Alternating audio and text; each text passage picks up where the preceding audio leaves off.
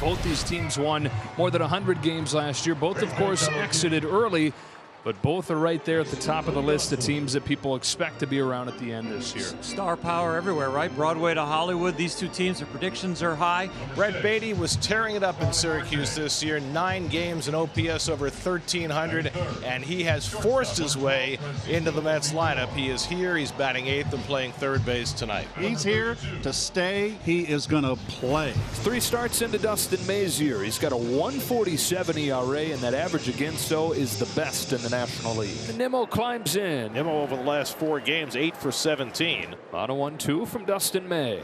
Fastball's blown by him, 1 gone. 0-2 to Marte. Lifted to the right field corner. No big deal for Mookie Betts. He gets there. Stepping over the foul line. 2 up and 2 down. Home of the 1-2. That is a fastball. Cranked in the air to left center field. But playable for Trace Thompson. And after a 31-pitch first inning in his last start, he needs just 11 to go 1-2-3 tonight. Pitcher for the Mets in game 1 tonight is David Peterson, who's getting his chance in the rotation. He kicks and deals. In the dirt. Almost hit Betts. In fact, yes, it did. Dirt, knee, glove, mask. New York is challenging the ruling on the field of a hit by pitch. The previous play is now under review. Since he took over the Mets job at the beginning of last year, he has the #1 challenge success rate of any manager since the system was implemented a decade ago. He's got another After one. review, the ruling on the field is overturned. The batter was not hit by the pitch. He will return to bat with a 2-1 count. New York will retain its challenge. Freddie yesterday, a 4 strikeout game. It's the 13th 4 strikeout game in his 14-year career. Smashes this ball right center field, way back there, gone. Freddie Freeman with a home run to start the scoring. He gets it right down the middle. A very successful challenge and a very nice catch by the fan. So 2 out and nobody on now. Marcana.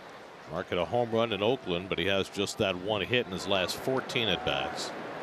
And he grounds one toward the hole. Vargas can't get to it. And Canna has a 2-out hit. There's Daniel Vogelbach, who's been drawing his walks, but not getting many hits. Just 4 for 23 to start the year.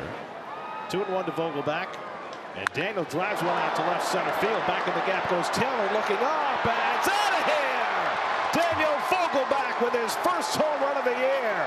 An opposite field 2-run shot. And the Mets go in front 2-1. And now Brett Beatty with his first big league at bat of the year. Well, Beatty was just having a marvelous time of it over the first 9 games. He missed a couple of games when he had some thumb soreness. Remember, it was the torn thumb ligament that ended his season last year after playing just 11 games with the Mets. Quite a pitcher to go up against tonight. But the Mets strike with 2 outs. All right, grounds one down to Freeman. And Freddie makes the toss. May covers, side retire. But Daniel Vogelbach's first home run of the year puts the Mets in front 2-1 in the second. Leadoff man aboard, and up comes Miguel Vargas. On a 2-0 from Peterson. He hits it on the ground to third. Beatty's got it. Goes to second 1. McNeil's turn is late. There's a righty and Trace Thompson. On a 2-1 pitch. Thompson hits it hard and through. Opposite field base hit Trace Thompson. Vargas going to stop at second. This is more like the offense the Dodgers are looking for. A little bit more consistent, putting pressure on the starting pitcher. Serves it into right center field, and Austin Wynns in his first at-bat as a Dodger has knocked in at least 1. He's knocked in 2 with a double to put the Dodgers in front. Welcome to Los Angeles, Austin Wynns. Here's Mookie Betts. And he chops one over the mound. Lindor goes left high hop. He stays with it and throws him out. You don't see too many bad hops on this Dodger Stadium infield, but Lindor did well to stay with it. 3-2 LA after 2. 4th inning, Mets down a run. Dustin May has allowed 2 runs and 3 hits. It all came in the second. Daniel Vogelbach a 2-run homer that put the Mets in front briefly. And Lindor is hit by the pitch, got him in the foot. He is struggling to get to his feet. It's number 14. 14 for the Mets. 3rd time Lindor's been hit. 14 hit by pitches. It's extraordinary. These Mets have magnets. So the Mets with a chance to tie or take the lead. 1st and 3rd. Nobody out. And Jeff slashes one the other way for a base hit. That'll tie the game. Lindor comes in to score, and the Mets get even 3-3. 2-2 to Vogelbach, May needing a strikeout. And it's a ground ball to second. That'll get the Mets the lead. Vargas throws out Vogelbach. In to score comes Alonso, and it's 4-3 New York. So the Mets poke their nose in front 4-3. Here's Brett Beatty for his second at bat with McNeil at third and 2 out. Seventh pitch of the at bat coming to Beatty. And he lines one into right field, a base hit. McNeil comes in to score. Brett Beatty with an RBI single behind in the count. He drives in a run to make it 5-3 New York. Well, he was down 0-2, and he fought his way through it and got a pitch to hit, and Beatty drives in his first run in his second at bat. Mookie Betts 3 for 14 in this homestand. Ground ball through, base hit center field. One of his first hard hit balls of this homestand. Tying run at the plate, 2 gone in the 5th. Sliced in the air to deep center. Nimmo on the move to the track, to the wall. Freeman second of the game, and a tie game in the 5th. That launch angle, he got just enough. That had some side spin on it. Number 5 ties it at 5 in inning 5. That is some 2-out thunder. Could be 1 swing, could be 1 walk and a stolen base to change the game right here.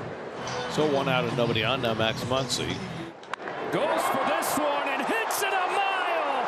Dodgers take the lead on a monster shot. Watch one, whack one. Holy smokes, what a recoil. So Phil Bickford thrown right into the fire. Dodgers by a run. Mets with the bases loaded and nobody out, and Francisco Lindor coming up. Bickford's 7th outing of the year. And he gets the first slider in on a clock violation. Oh, a balk is called. A balk was called against Bickford, and that's going to bring in the tying run. Was he rushing to beat the pitch clock? Is that why he balked? Wasn't sure. Home plate umpire Mark Ripperger calling the balk against Bickford on his first pitch. And Dave Roberts out to talk about it. You're not supposed to be able to argue a balk any more than you're allowed to argue a ball or strike call. But I guess he wants an explanation of what it was that Ripperger saw. Oh, He said, and then he moved his front foot. it's all right though. I mean, if you do that every time, that's not a balk. Yeah, but you're not allowed to anymore. No, that's right. You're not allowed to have any Because of the extraneous pitch motion. clock. Exactly. This is Phil Bickford's 125th game in the major leagues and the first balk. So now runners to second and third. The game is tied. There was no pitch to Lindor, and he grounds one down to first, and that'll get the lead run home. Nimmo comes in. The Mets lead 7-6. And here comes James Outman against left-handers. He's reached in 8 of his 12 plate appearances. That includes a homer. Turns on this ball deep to right field. Marte's going back. It is lodged in the wall. It's lodged in the wall. It's a double, and they're at second and third.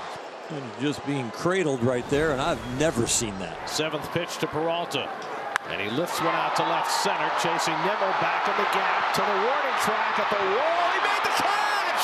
Oh, another brilliant play by Brandon Nimmo!